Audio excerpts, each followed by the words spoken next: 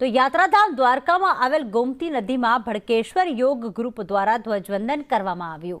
આજે 15મી ઓગસ્ટ એટલે કે સ્વતંત્ર દિવસની ઉજવણી છેલ્લા કેટલાય સમયથી ભડકેશ્વર યોગ ગ્રુપ દ્વારા ગોમતી નદીની અંદર ધ્વજવંદન કરવામાં આવે છે। દ્વારકામાં જિલ્લા કક્ષાની સ્વતંત્રતા દિવસની ઉજવણી સર્કિટ હાઉસ ગ્રાઉન્ડ પર કરવામાં આવશે।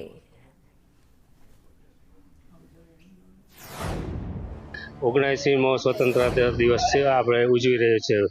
તો આજે ભારત એક સુપર પાવરની રીતે ઉભરી રહ્યો છે। તો એનું કારણ આપણું યુવાધન અને આપણી જે લીડરશિપ અને તો આજે ખાસ આજના દિવસે અમે લોકો શ્રી ભડકેશ્વર યોગ ગ્રુપ હર વર્ષની જેમ લગભગ અમે એક દાયકાથી અમે પવિત્ર ગોમતીમાં 15મી ઓગસ્ટ, 26મી જાન્યુઆરી અને વિશ્વ યોગ દિવસ ઉજવીએ છીએ। તો આજે પણ અમે એક લોકોને દેશભાવના જાગૃત થાય એ માટે અને દેશભક્તિ જાગે લોકોમાં એ માટે અમે એક પવિત્ર ગોમતી નદીમાં ધ્વજવંદન કાર્યક્રમ કરી અને દેશવાસીઓને ખૂબ શુભકામના આપીએ છીએ।